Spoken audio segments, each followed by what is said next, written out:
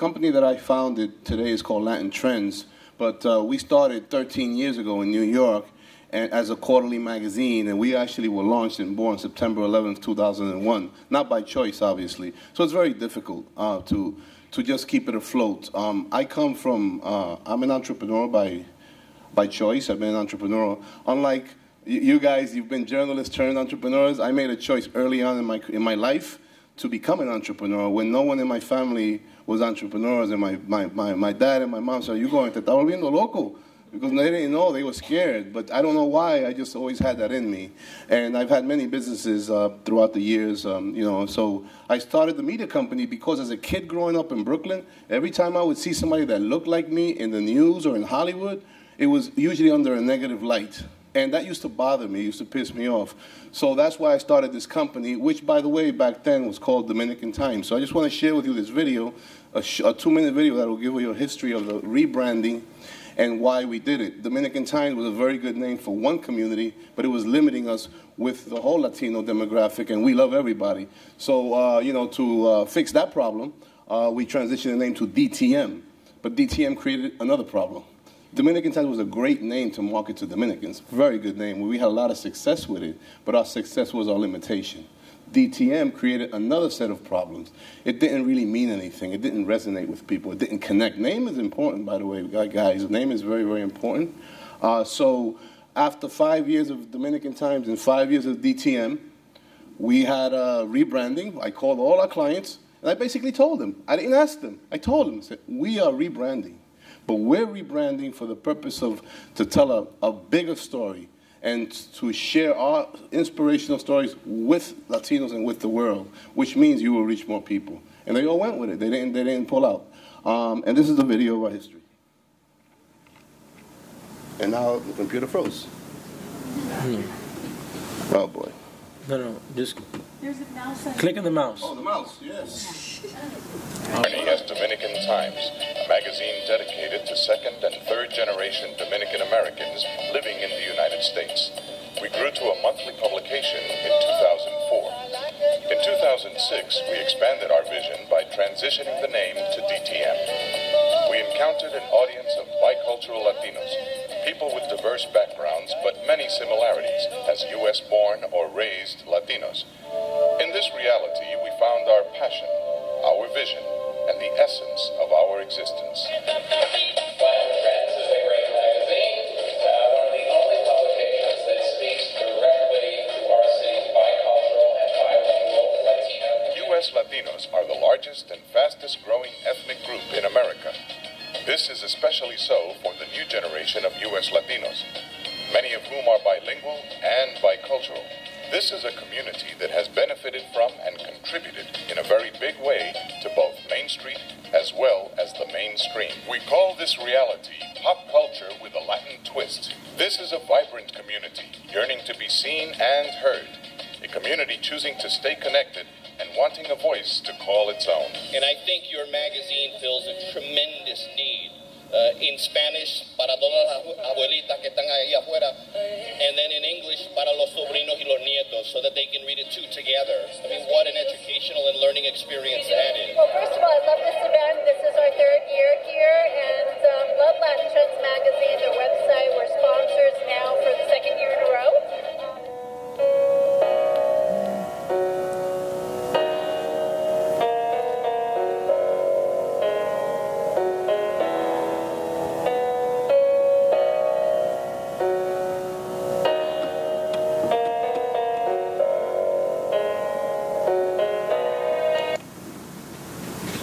And now a 15-second video to show you what we do, because everyone asks me, how's the magazine? And we're not in the magazine business. It is a very important part, but we're in the multimedia business.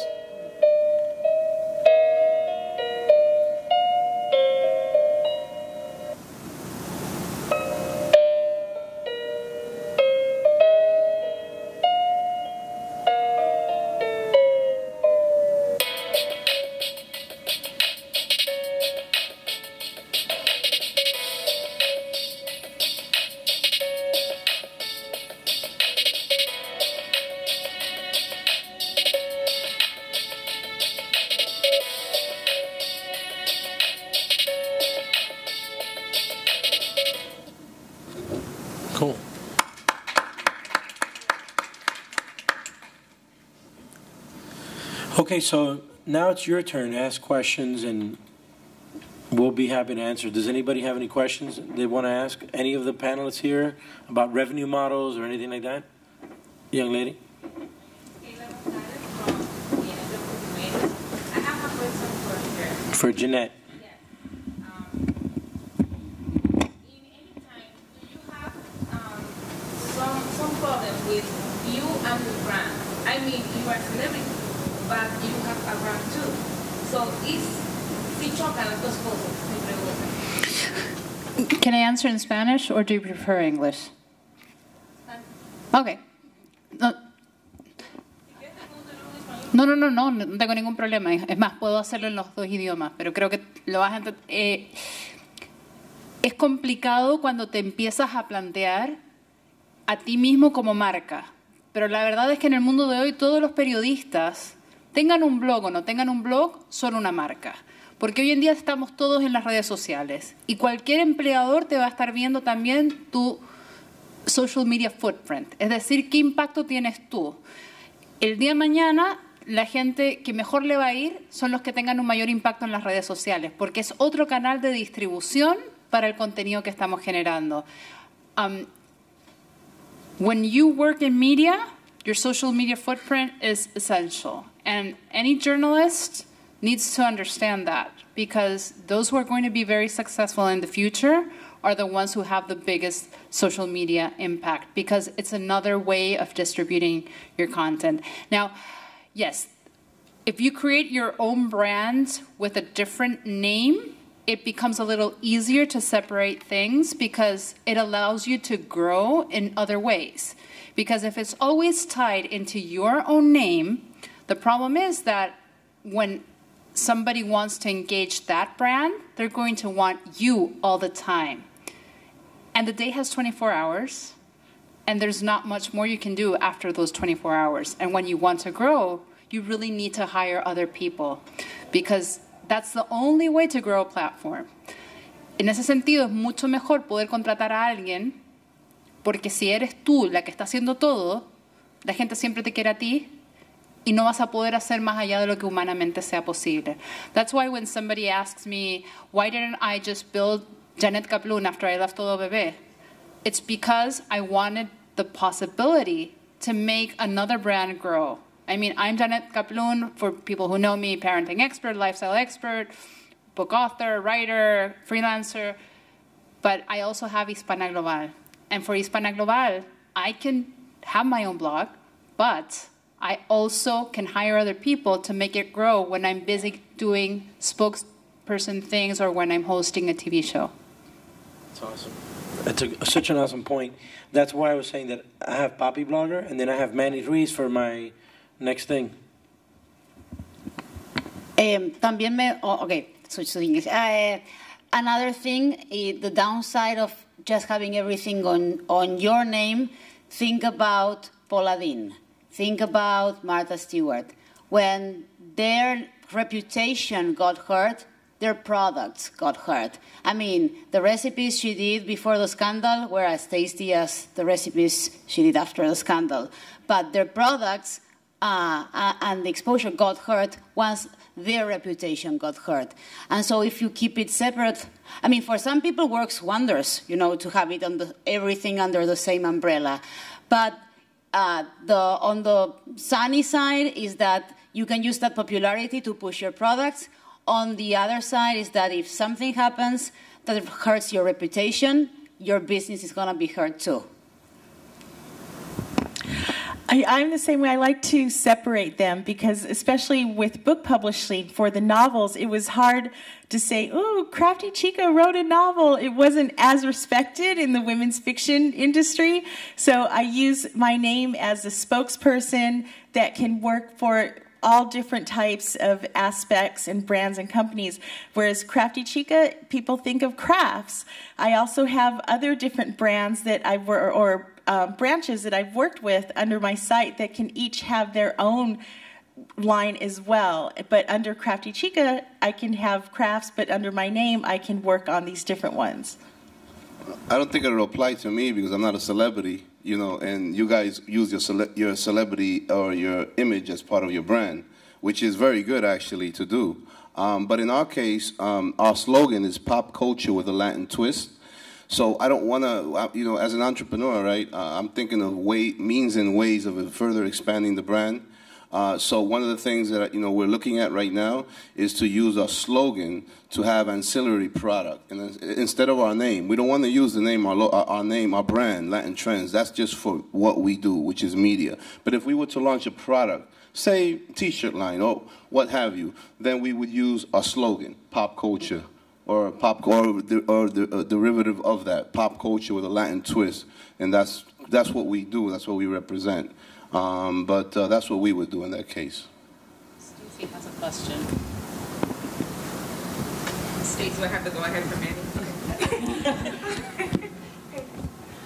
So I have to say, at all of the events I go to, this is the first time I've heard you guys all agree with the concept of having a personal brand and then your business brand. And I feel like I've been fighting that. So I have both, but I feel like so many times people want me to just make it one. People keep telling me it's easier just to have it as one. So tell me about if people get confused. Like when I'm sure you get the email, dear Chica, or dear Crafty, right? I get the same type of email. So do you feel like it's still worth it to keep it separate, even though sometimes people are confused, and in essence, you're running two different businesses because you were like similar, right? You have your Jamaica food stuff, and then you have your Hispanic global stuff. So maybe it's two different sets of accounting, two different websites to manage, all of that. Can you talk more about the logistics of having two brands? About the logistics, I just bill everything through Hispanic Global. So I simplify my life in that sense.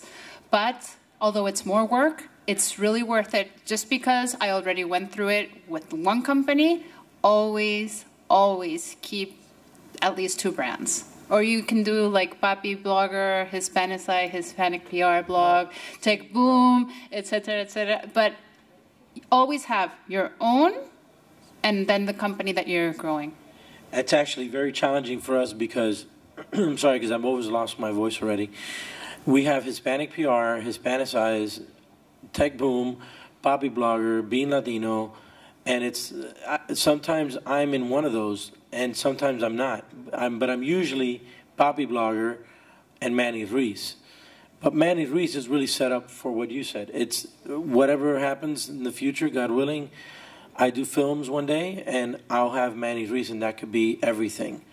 But for now, we have to kind of keep it separate because these are all different units. I would say every time you have a different business unit, you should consider having it, you know, focused on that. Brands actually like when you have very specific type units like that, like Twitter, specific to your parenting side, specific to your tech stuff, if you have a different business that's related to something, because that helps them see that you can get targeted followers, and that's good from a marketing perspective to targeted marketing, which is what content marketing is all about. It's targeted marketing in a way that was never possible before when there was just TV, radio, print. It's changed. Anybody? Any other question? I'm sorry, she has a question first. If you could. I have to say, Manny, and this group of panelists have been excellent. I've been to many of the conferences from the Hispanicide, and I really consider you the very best. I want to say you're a big inspiration. It's just amazing what you've done. And for me especially, because I have a virtual fashion style magazine that's called Moda Preview. I started it 2 years ago. We produce 15 to 18 posts weekly. But because I saw a need in the U.S. of a quality fashion virtual magazine that is not Vogue, Cosmopolitan, or Vanidades. Something more U.S. here. But what's happened to me is that my biggest followers are coming from abroad, not from the U.S. And that's now where I'm at. You might be a little late. I mean, get that. So that's what brought me to Hispanicide. I'm not reaching people that I wanted to reach. Actually, there's an easy answer for you. just being here and having having her follow you and tweet something nice about you, and individually, one by one, it's going to be a pain in the butt. But after a little bit, they all share, they become part of your community. You're part of the community, and then that starts not being a problem anymore. I mean, it's not that it's bad to have followers from abroad, but if you're living here, chances are the dollars that you're going to be able to approach and receive are dollars and not pesos.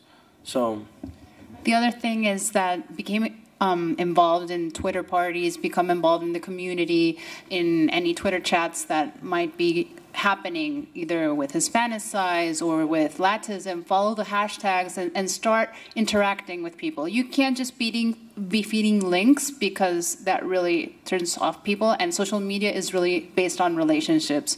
I know Ted Rubin would be very proud of me for saying that right now, but it's the reality, and slowly but surely it'll start growing. Now, when you're blogging in Spanish, is your blog in Spanish? Well, when you're blogging in Spanish, usually in the beginning, you will get much more traffic from Mexico, from Spain, from Colombia, Venezuela, overseas in general.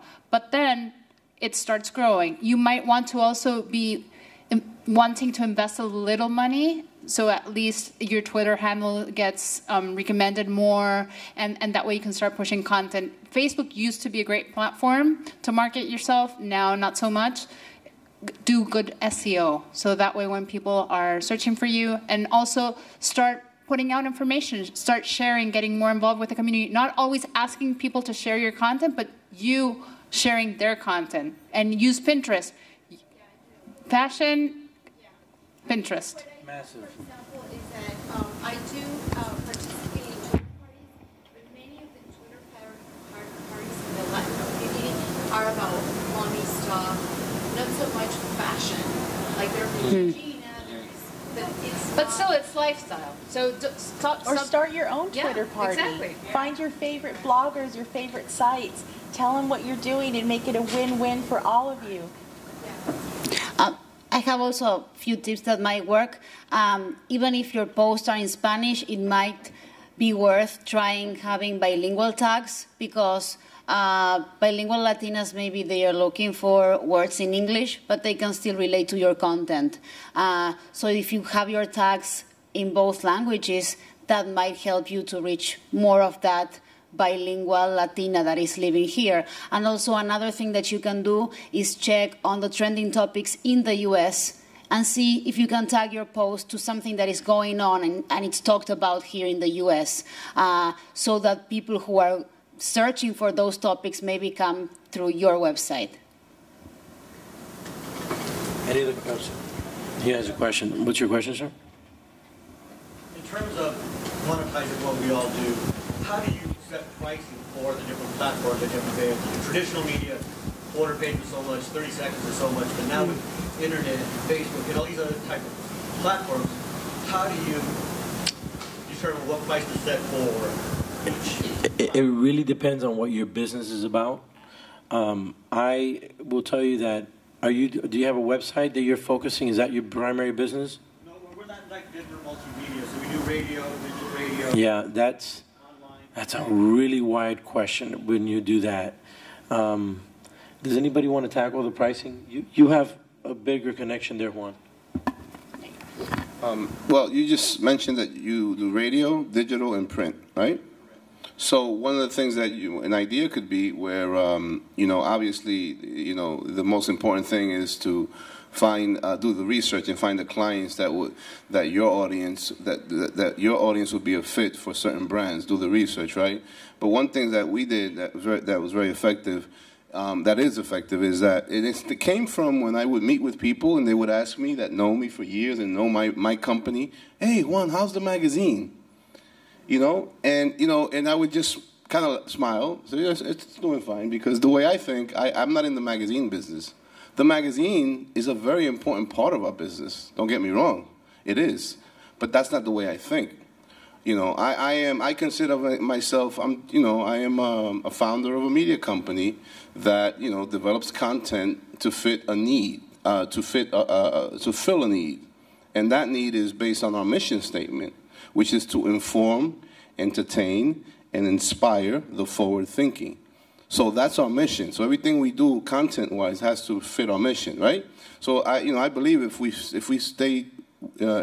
we keep our integrity to that, then we're going to find the right brands. So what I did was, obviously the 360 approach, right? We created a 360 approach because we're similar to what you do, with the exception of radio. So we have two digital products. We have the print monthly and events that we produce. So we incorporated all our verticals and we tied them in together. We presented a very creative approach to communicating that to the client. We're not a magazine. This is how the magazine connects with the audience. This is how the weekly e-newsletter, which is a database. This is how our digital property, which we have 7 bloggers producing content daily. And this is how our events. And here's our non-traditional partners in beauty salons and barbershops that we have with zip codes. And we tie it all in together, and now we have a home run, where if it's the magazine alone, it's just a base hit. So, Mr. Client, do you prefer a base hit, or do you prefer a home run? Right? So that's kind of the approach. I'm just going to tell you something scary, but this is the reality. If you're just talking about one platform, it's easier to figure out what you can charge. But when you're a multimedia company, like this gentleman is, and like this woman is, you're just going to have to mix the recipes up and see which one tastes good. For example, the Hispanicized event has a weird-ass business model. I would not be kidding you, telling you that. I've had to improvise this like nothing that I've ever done in my life, because this is a very hard business model. So I didn't ever mean to be in the event marketing business at all. In fact, it's really hard and dirty work. That not because it's bad, it's just that it's like working outside to me and delivering newspapers. That's hard work. This feels like that in a marketing sense. But I've had to figure it out by experimenting. Stacy, who's right behind you, does this. She can tell you that she's had to improvise, like, what do we charge a sponsor? I remember one of the most controversial decisions I made, and in the beginning it didn't help me get anybody as a sponsor, was I changed. I don't even know where it's a God thing. I remember that only the first year of Hispanicized did I call it a exhibitor. You want to be one of our exhibitors? Exhibitors is the worst word you could ever use if you put an event together. So I immediately realized that the first year, we don't do exhibitors. Oh, no, we just want to do whatever. We just want to exhibit. Sorry, we only work in concepts of sponsorships. That means you have a bigger, broader experience, like our brands do here. So by me removing the word exhibitorship, I automatically elevated our event tremendously. Forget exhibitors. You don't exhibit at Hispanicized. You sponsor the event. You're involved in it. And so you're going to have to improvise your own way through this. One of our colleagues, the guy who's doing live streaming for us right now, Adrian Allen, he sold me a year ago on what we're doing today, live streaming. It costs a lot of money to live stream. He said, Manny, look, I know you've never done it, and I don't have a lot of money to do this, but I want to prove to you that this is going to bring value to you this year, when you do Hispanicize. And he took, and he invested his resources as a small business to show me last year with a couple of free live streams of key sessions. For 3 days, that gentleman was here, and he live streamed for us. And I said to him, you know what? It was such a great value add that now I get it. Now I can do it. Now I'll pay you for it. And this year, we ended up paying him for it. You might have to do some of that. So it's a lot of improvisational. Sometimes it hurts in the beginning to get the payoff later on. Adri. Your brands doing to prepare for the millennials that are coming to impact the industry across the nation? I would think. So that's a very good question, because the millennials, and it's a very interesting concept because it's a very wide range group. The millennials, it's not just a 3-year range group. I mean, I believe the range is, if I recall correctly, from as early as 12 at the moment in 2014, from as early as 12 years old to as late as 32, something like that. That's about millennials, right? So it's a very wide gap. right? So we have to understand that first. Also, baby boomers. See, the millennials were born, a portion of them were born into technology, right? Some of the baby boomers were also kind of born into it. It's a very interesting concept if you think about it. Also, some of the, like me, I have 3 kids, right? My kids were all born into technology. I mean, they'll chew up the cell phones like in the games, right? They'll chew it up. That's all they know, all social media. I was not born into social media, but I acquired it. So I can relate to it. I use it just the way they do. So there's not much difference there. However, so what we do is with that understanding first, we want to understand what does it mean, because that's the key, that's the buzzword, millennial. But you really have to be careful with that word, because this is a tricky word. It's a tricky category. It really, really is. It's a wide range. Understand that first. Then even baby boomers are very interesting, because what's happening now, the trend is, if you look at it, that the younger portion of the millennials, they're finding it harder to have a face-to-face conversation with people that are not their everyday friends. And then the later stage of the millennials, they can rock in both worlds, if you will. You see what I'm saying? So we got to understand that. So when you understand that, then you approach it that way. So the younger demo of the millennials is not our audience. The later portion, 21 plus, is our audience. So that's what we do. And then we cater content to both groups, from 21 all the way up to 45. That's who our audience is, our core. My suggestion is bring young people on to work for you. That's the best way. You can't emulate what they're doing. Only they can. And like with Crafty Chica, luckily my daughter's a millennial and she has her own brand and her own website, Maya in the Moment. So I help her and I say, what can I do to help you do this? And she takes it her own way and she can work for different companies, but that's the best thing you could do is work with young people. I have an intern and she's a millennial, and so I give her all of my projects that fit with that, and she takes it and runs with it, and I let my readers know, and that way I have it covered. Everyone in my office is millennial. My answer has 2 parts. I'm going to answer on the content side, on the TV show plus digital side, and then on the marketing side. On the content side, on the TV show, it's similar as to what Christine said. Kathy, sorry. Which is have people in your team, you know, that have different backgrounds, that have this young vibe, that have the age of the millennials, because you think sometimes that you know your beat, and probably you know, but sometimes somebody is up and coming or is hot and you don't know about them, but they know about them.